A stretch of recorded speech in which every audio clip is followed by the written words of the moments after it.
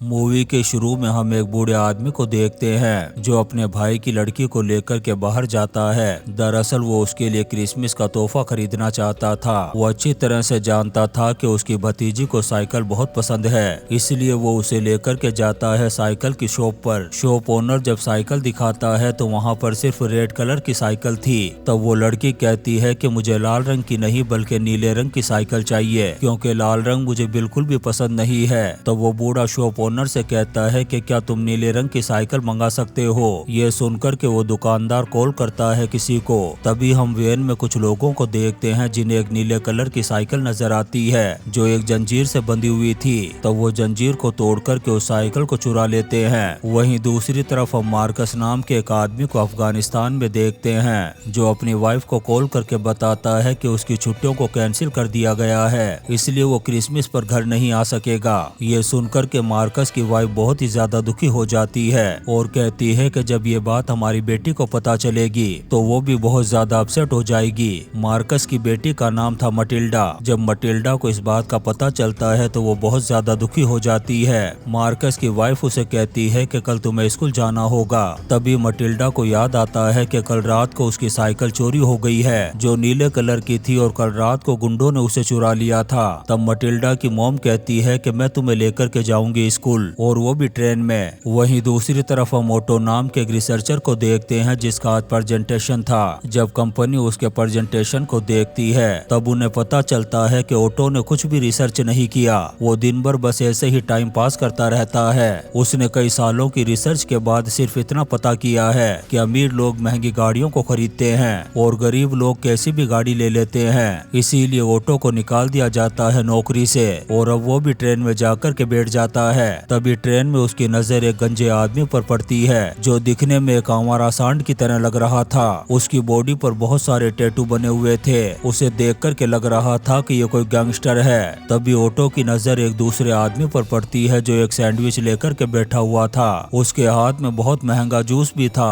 अब वो आदमी बगैर सैंडविच को खाए और बगैर जूस को पिए उन्हें डस्टबिन में फेंक देता है। ये देख कर के ऑटो को इस आदमी पर डाउट होने लगता है। फिर जब अगला स्टेशन आता है तब वो जूस वाला आदमी नीचे उतर जाता है और इसी स्टेशन से मटिल्डा अपनी मॉम के साथ इस ट्रेन में बैठती है। जैसे ही ऑटो मटिल्डा और उसकी मॉम को देखता है वो अपनी सीट उन्हें दे देता है। तभी अचानक से एक्सीडेंट हो जाता है ट्रेन का। बहुत सारे लोग जख्मी हो गए थे लेकिन मटिल्डा की मॉम की मौत हो जाती है। उधर मार्कस को जब पता चलता है कि उसकी वाइफ की मौत हो गई है तब वो फौरन आ जाता है अपने शहर। जब वो हॉस्पिटल पहुंचता है तो अपनी बेटी मटिल्डा को देखता है जिसका रो रो करके बहुत बुरा हाल हो गया था। तभी मार्कस के पास एक नर्स आती है और कहती है कि तुम्हें अपनी वाइफ की बॉडी को नहीं देखना चाहिए क्योंकि उसकी हालत बहुत ज्यादा खराब हो चुकी है। लेकिन मार्कस अपनी वाइफ को देखना चाहता था। जब वो कपड़ा हटा करके देखता है तो पूरी तरह से टूट जाता है क्योंकि उस भयानक हादसे में उसकी वाइफ का चेहरा पूरी तरह से बिगड़ गया था। उधर हम ऑटो को देखते हैं जो अपने घर पहुँच करके टीवी चलाता है। तब उसे पता चलता है कि इस हादसे में जितने लोग मारे गए थे उनमें एक ऐसा आदमी भी था जो राइडर्स ऑफ जस्टिस के खिलाफ गवाही देने वाला था। ये देख कर के डाउट होने लगता है ऑटो को कि यह हादसा नहीं था बल्कि इसे जानबूझकर के करवाया गया था। उधर हम मार्कस और मटिल्डा को एक चर्च में देखते हैं जहां पर मार्कस की वाइफ का फ्यूनरल हो रहा था। मटिल्डा की भी हालत बहुत ज्यादा खराब होती है। मार्कस भी अंदर से टूटता जा रहा था। तभी हम ऑटो को देखते हैं जो पुलिस स्टेशन पहुंचता है और उन्हें बताता है कि इस एक्सीडेंट में जो आदमी मरा था उसका नाम था ईगल। वो राइडर्स ऑफ जस्टिस के खिलाफ गवाही देने वाला था। उसी ट्रेन में मैंने एक और आदमी को भी देखा था। मुझे लगता है कि ये एक्सीडेंट जानबूझकर के करवाया गया था। ऑटो पुलिस को बताता है कि ट्रेन में एक आदमी सैंडविच और जूस लेकर के बैठा हुआ था मगर उसने उन चीजों को खाए बगैर ही डस्टबिन में फेंक दिया था और जैसे स्टेशन आया वो नीचे उतर गया। लेकिन पुलिस वाले ऑटो की बात पर बिल्कुल भी यकीन नहीं करते। उन्हें लगता है कि इसका दिमाग खराब हो गया है। वहीं दूसरी तरफ हम मार्कस और मटिल्डा को देखते हैं जो अपने घर में उदास बैठे हुए थे। तभी यहाँ पर ऑटो आ जाता है अपने एक साथी के साथ। उसके साथी का नाम था लिनर्ट और वो भी एक रिसर्चर था। तब ऑटो ट्रेन की पूरी कहानी बताता है मार्कस को। मार्कस इन्हें स्टोर रूम में लेकर के जाता है। ये लोग उस गंजे गैंगस्टर ईगल के बारे में भी बताते हैं और उस जूस वाले आदमी के बारे में भी। साथ ही ये भी बताते हैं कि राइडर्स ऑफ जस्टिस एक बहुत खतरनाक गैंग है और उन्हीं लोगों ने ये एक्सीडेंट जानबूझकर के करवाया होगा। यहाँ पर ये दोनों मार्कस को यकीन दिला देते कहते हैं कि वो कोई हादसा नहीं बल्कि जानबूझकर के करवाया गया एक्सीडेंट था। ओटो मार्कस से कहता है कि मेरे पास उस आदमी का स्केच है जिसे मैंने ट्रेन में देखा था, इसलिए हमें एक ऐसे आदमी को ढूंढना होगा जो फेस मैच करवा के हमें सारी डिटेल दे सके।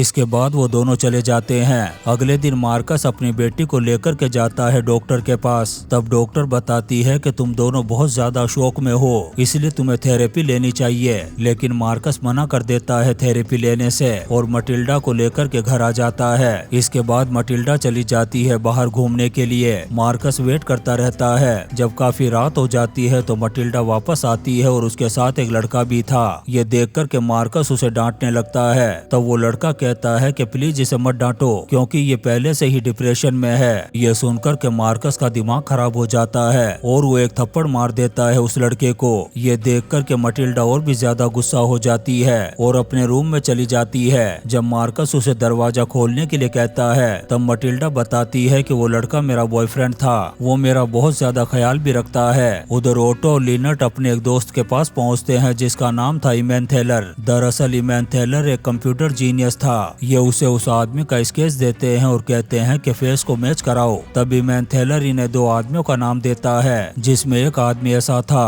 जिसका फेस 96% मैच कर रहा था। तब इमैन थेलर कहता है कि यही आदमी है वो। उधर मार्कस मटिल्डा को सॉरी कहता है, साथ ही कहता है कि तुम अपने बॉयफ्रेंड को रात को घर पर वापस बुलाना, मैं उससे भी माफी मांगना चाहता हूँ। तभी यहाँ पर ओटो अपने दो साथियों के साथ आ जाता है और वो मार्कस को बताता है उस आदमी के बारे में। वो उसे बताता है कि यह आदमी पेशे से एक इंजीनियर है और इसका भाई ही राइडर्स ऑफ जस्टिस का हेड है, इसीलिए अगर हम इस आदमी तक पहुँच गए तो हमें सारी सच्चाई पता चल जाएगी। कुछ ही देर में ये पहुँच जाते हैं उस आदमी के घर पर। लेकिन जब मार्कस उससे बात करने लगता है तो वो बदतमीजी करते हुए गन पॉइंट कर देता है मार्कस पर। तब ये लोग वापस जाने लगते हैं यहाँ से, लेकिन मार्कस बहुत ज्यादा गुस्से में था। वो अचानक से वापस जाता है उस आदमी के पास और बुरी तरह से धुलाई करने के बाद काम तमाम कर देता है उसका। इस चीज को देखने के बाद वो तीनों भी शॉक्ड हो गए थे और कहते हैं कि हमें जल्दी से इस आदमी की बॉडी को ठिकाने लगाना होगा। अब दो लोग ले जाते हैं उसकी बॉडी को ठिकाने लगाने के लिए और लिनट लग जाता है फिंगरप्रिंट मिटाने में। तभी लिनट की नजर पड़ती है एक लड़के पर जिसका नाम था बोदस्का। वो आदमी इसके साथ गलत काम किया करता था, लेकिन ये लोग इस लड़के पर ज्यादा ध्यान नहीं देते और चले जाते हैं यहाँ से। फिर मार्कस जब घर पहुँचता है तो मटिल्डा और उसके बॉयफ्रेंड को देखता है। यहाँ पर मार्कस सॉरी कहता है मटिल्डा के बॉयफ्रेंड को। वो लड़का इन दोनों से कहता है कि आप बहुत ज्यादा डिप्रेशन में हो और मेरी माँ एक साइकियाट्रिस्ट है, इसलिए आपको उनके पास जाना चाहिए। लेकिन मार्कस उसकी बात पर ज्यादा ध्यान नहीं देता। फिर रात को जब वो टीवी देखता है तब उसे पता चलता है कि राइडर्स ऑफ जस्टिस के खिलाफ जितने भी केस थे उन सब को खारिज कर दिया गया है क्योंकि उनके खिलाफ अब कोई भी गवाह मौजूद नहीं था। इस चीज को देखने के बाद मार्कस का खोपड़ा और भी ज्यादा खराब हो जाता है। इसीलिए वो ओटो और उसके साथियों को बुलाता है अपने पास और कहता है कि राइडर्स ऑफ जस्टिस के खिलाफ जितने भी सबूत हैं उन्हें इकट्ठा करके मेरे पास लेकर के आओ क्योंकि मैं अपनी वाइफ की मौत का बदला लेना चाहता हूँ उनसे। जब ये लोग यहाँ से जा रहे थे तभी मटिल्डा आ जाती है और इन्हें देख लेती है। मटिल्डा को देखते ही ओटो यहाँ से भाग जाता है। मटिल्डा अपने बाप से पूछती है इन लोगों के बारे में। तब मार्कस कहता है कि ओटो सॉरी कहने के लिए आया था कि अगर उसने तुम्हारी माँ को सीट नहीं दी होती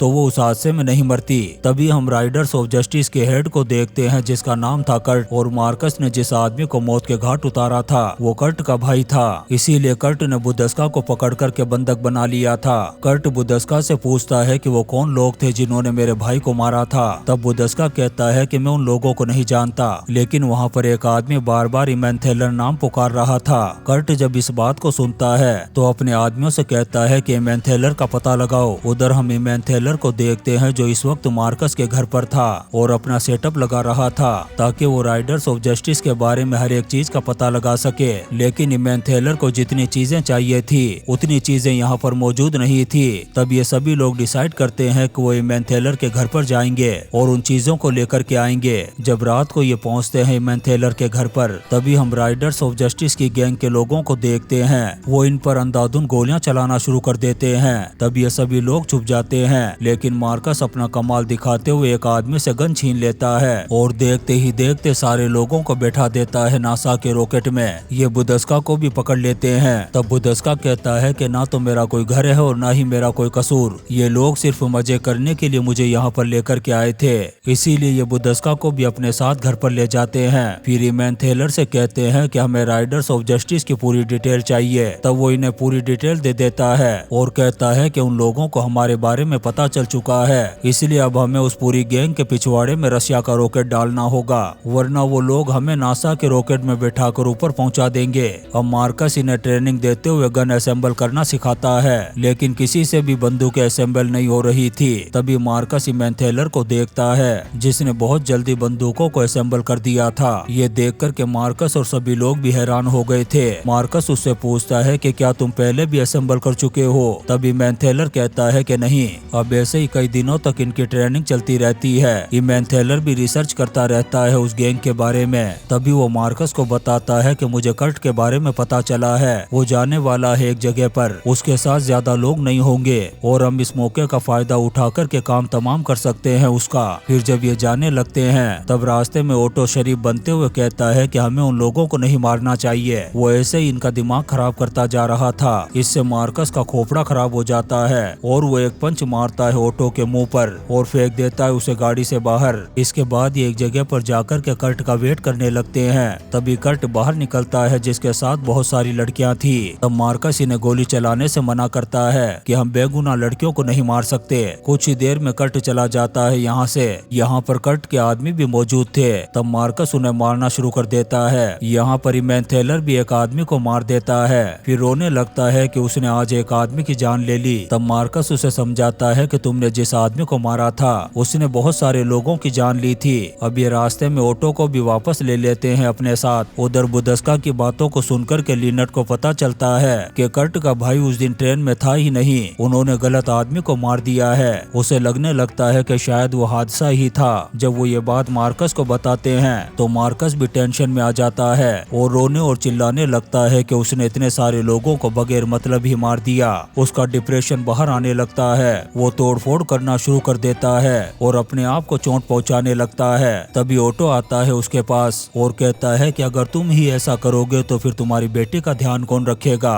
यहाँ पर हमें पता चलता है कि ऑटो की भी एक बेटी थी, मगर अब वो इस दुनिया में नहीं है। उधर राइडर्स के लोगों को इनके बारे में पता चल चुका था, इसलिए वो इन्हें चारों तरफ ढूंढ रहे थे। तभी यहाँ पर मटिल्डा के बॉयफ्रेंड से गलती हो जाती है। वो मटिल्डा और ऑटो की एक फोटो क्लिक करता है और उसे अपलोड कर देता है इंस्टाग्राम पर। राइडर्स ऑफ जस्टिस के लोग इस फोटो को देख लेते हैं और फौरन पहुंच जाते हैं मटिल्डा के बॉयफ्रेंड के पास। कर्ट टॉर्चर करने लगता है उसे बुरी तरह से। तब वो मार्कस का एड्रेस बता देता है उसे। वहीं दूसरी तरफ हम मार्कस के घर को देखते हैं जहाँ पर सारे लोग एक जगह पर बैठकर के खाना खा रहे थे। तभी इन पर अंधाधुंध गोलियां चलना शुरू हो जाती है क्योंकि कर्ट अपने आदमियों को लेकर के यहाँ पर आ गया था। ये सभी लोग घायल हो जाते हैं। मार्कस के भी पैर में गोली लग चुकी थी। इमेंथर भी घायल हो चुका था। मार्कस मटिल्डा से कहता है कि तुम अपने रूम में जाओ और बेड के नीचे छुप जाओ। इसके बाद मार्कस एक एक करके सबको मारना शुरू कर देता है। तभी कर्ट रूम के अंदर पहुँच कर के पकड़ लेता है मटिल्डा को और उसे लेकर के जाता है बाहर। जब मार्कस को इस बात का पता चलता है तो वो भी बाहर आ जाता है। कर्ट मार्कस से कहता है कि चुपचाप अपनी गन को फेंक दो, वरना मैं इन दोनों को दूसरी दुनिया का मुसाफिर बना दूंगा।